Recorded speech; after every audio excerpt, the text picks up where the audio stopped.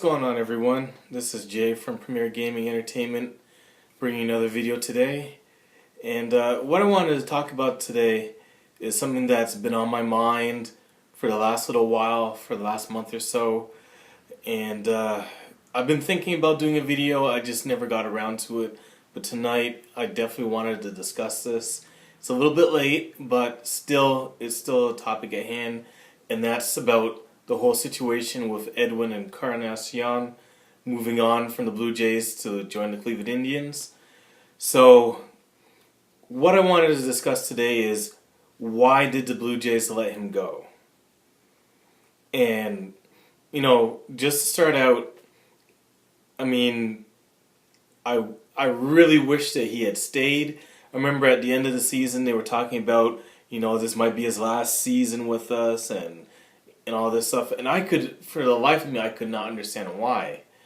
I knew his contract was up, but, he was such a productive part of our lineup. I couldn't see why the Blue Jays couldn't resign him. So, from what I've found out, and I'm just going to give my opinion on this, I could be absolutely wrong on this, but I did a little reading, and from what I'm coming up with, a lot of the blame seems to be on his agent. So the timeline seems to be that the Blue Jays actually offered him a contract of 4 years and $80 million. And for whatever reason, his agent decided that, he was going to turn that down. I guess maybe they felt that they were going to try out the market and, figure that they were going to get better money for it.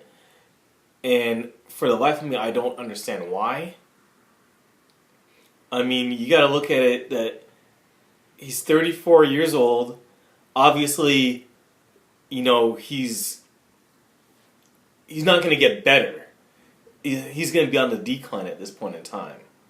So, being at 34 years old, he's not going to get some long-term, one of those 10-year or 8-year contracts. No one is going to want him for more than maybe 2 or 3 years. 4 at the most. So, right then and there, you can count out him getting some, $150 million contract. So, to me, what the Blue Jays actually offered him was pretty fair. 4 years, $80 million, that's $20 million a year. I don't know why they would choose to turn that down. Don't get me wrong, I understand the numbers that he put up last season, and really for the last few seasons he's been real consistent at around 30 to 40 home runs, 100 RBIs. I get all that, but I don't think he's going to get any better than that. His numbers are going to decline. So why his agent would think that they were going to get anything better than that is beyond me. And as it turns out, he only ended up signing with Cleveland for 3 years and $60 million. So he still got the $20 million. He just got less guaranteed money and left a team that, he's been with and had the most success with. So I don't understand it. To me, if that were me, I would be doing everything in my power to stay. If you're saying, and you're honest about it, that you wanted to stay in Toronto, then you would be trying to do everything to resign with the club. So I'm seeing that most of the blame is probably going to be put on the agent, but some of that has to go to Edwin as well, because you gotta understand the agent is trying to just get the most money for him, but for himself. So, he's trying to make the biggest payday to get whatever commission he gets off of getting the deal for Edwin. So, I guess in that, it really didn't matter about loyalty or staying with the club. It mattered more about getting the most money. So, that's real disappointing.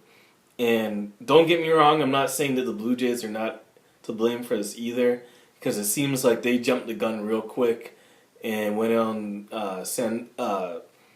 got Kendry Morales for I think like 3 years, $33 million, and to me, that's a huge downgrade.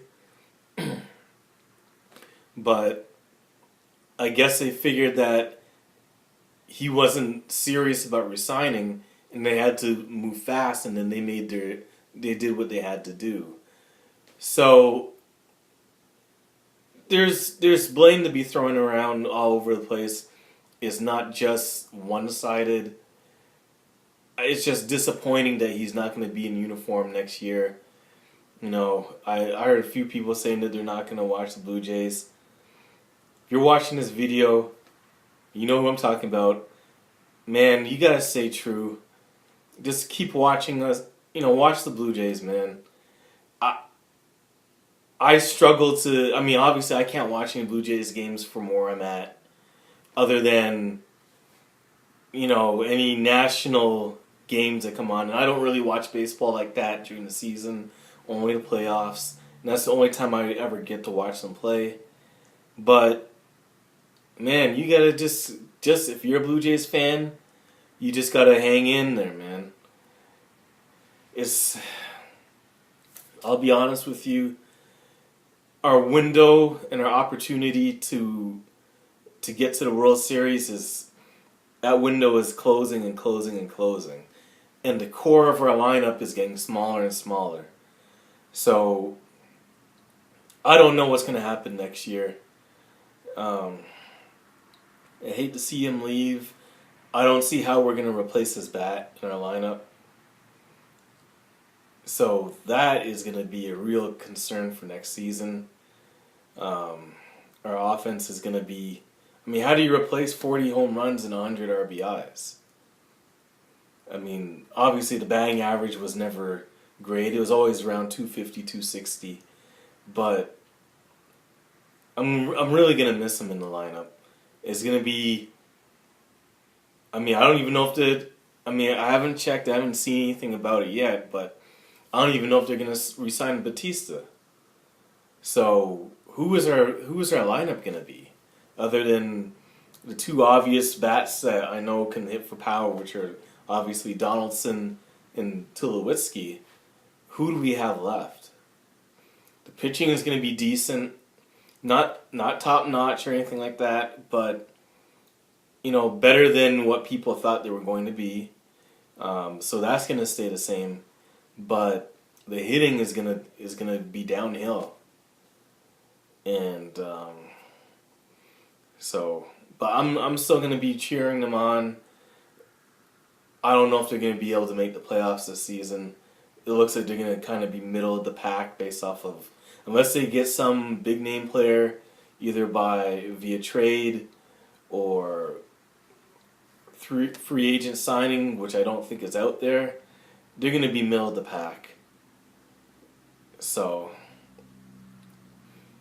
maybe we squeak in on a wild card. I don't know, but we're definitely not. I don't think we're going to win our division this year. It's going to be probably Boston. They seem to have retooled themselves, and they're probably going to win it out. But yeah, that's it as far as what I found out and what I feel was the situation with Edwin.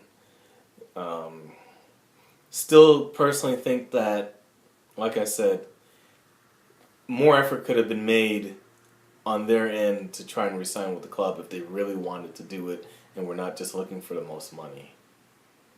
But sports is a business, and you know, like I said, they could have made more effort. The Blue Jays could have made more effort to re-sign him if they really wanted to do that. It just didn't work itself out, so we just have to see how the season goes. Anyways, thank you for watching the video. If you like the video, definitely hit the like button. If you have any comments, if you have any input as far as how you feel about Edwin not resigning with us, whether you feel that it doesn't really matter, whether you feel that he's probably on the decline anyways and we need to replace his bat and not pay all that money out, just let me know in the comment section below. And you know, share this video with as many people as you know. If you're a Blue Jays fan, just get the discussion going. Share this video with as many people as you know. And if you like my content, subscribe to the channel. I'm going to be talking definitely about all Blue Jays baseball whenever I can as well. Anyways, thank you for watching. Have a great night.